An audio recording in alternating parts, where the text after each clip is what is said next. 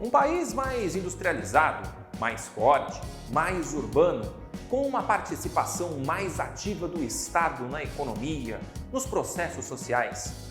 Esse era o desejo que Vargas e outras pessoas ao seu redor tinham para o Brasil, que desejava se modernizar. Nessa questão, nós vamos perceber que a geografia, inclusive, não veio a serviço, não veio para brincadeira e teve um papel super importante na definição de estratégias para o desenvolvimento do país a partir de órgãos como o IBGE. Vem comigo!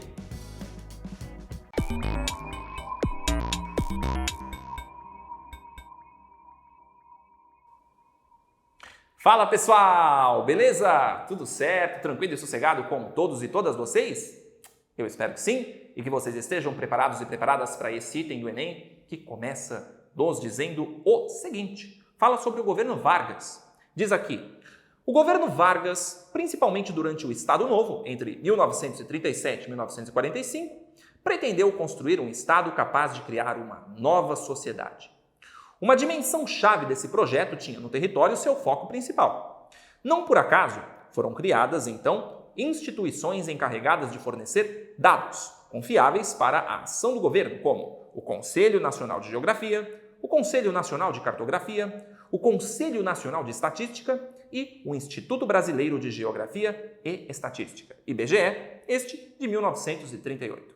Então, o texto fala um pouco sobre a necessidade de um novo Estado brasileiro, da constituição de uma nova entidade estatal que pudesse exercer maior controle sobre o território brasileiro, criando condições, por exemplo, para que o Brasil pudesse, logo na esteira desse processo, se industrializar, se urbanizar, se modernizar, segundo visões do século XX. E para isso era necessário um conhecimento aprofundado do território. E isso só poderia ser feito a partir de órgãos, de instituições que pudessem se dedicar a compreender as complexas relações existentes no território brasileiro, a partir das suas características naturais, das suas características econômicas, sociais, culturais, enfim. E para isso foram criados estes órgãos, o IBGE, por exemplo, bastante ligado à demografia, aos estudos sobre a população brasileira e também, claro, sobre outras áreas que tem a ver com o conhecimento geográfico sobre o Brasil, porque, como vocês sabem, conhecimento também é poder. E a partir daí, então, o enunciado diz: a criação dessas instituições pelo governo Vargas representava uma estratégia política de alguma coisa. Então, quando durante o governo Vargas, durante o seu primeiro governo, dos anos em que ele ficou, entre 1930 e 1945, durante esse período havia realmente um sentimento de uma necessidade de um Brasil que queria, de uma certa maneira, romper com aquele passado colonial, romper com aquele passado da República Velha, de criar novos valores que pudessem trazer um Estado mais forte, mais ativo, mais participativo. Então, nesse sentido, a gente percebe dois grandes temas sendo trabalhados aqui. O primeiro deles, as divisões regionais do Brasil, porque é a partir desse conhecimento acumulado por órgãos, como o IBGE, por exemplo, que se começam a propor regionalizações do território brasileiro, com base em características naturais, sociais, econômicas, culturais, e é assim que, por exemplo, a gente chega em modelos como o das chamadas 5 regiões brasileiras, ou então o modelo dos complexos geoeconômicos, são modelos mais recentes. E também a gente percebe aqui que conceitos como região e território também podem ser aplicados aqui nesse contexto.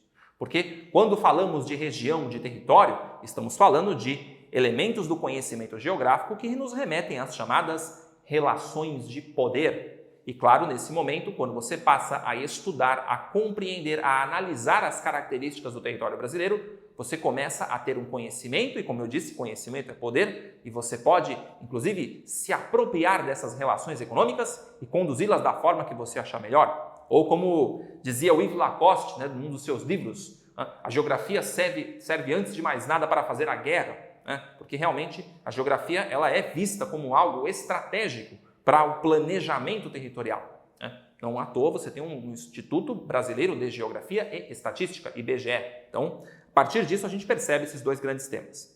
E aí, no enunciado, a criação dessas instituições pelo governo Vargas representava uma estratégia política de aquilo que está na letra C, obter conhecimento científico das diversidades, das condições econômicas, sociais, políticas, naturais do território brasileiro.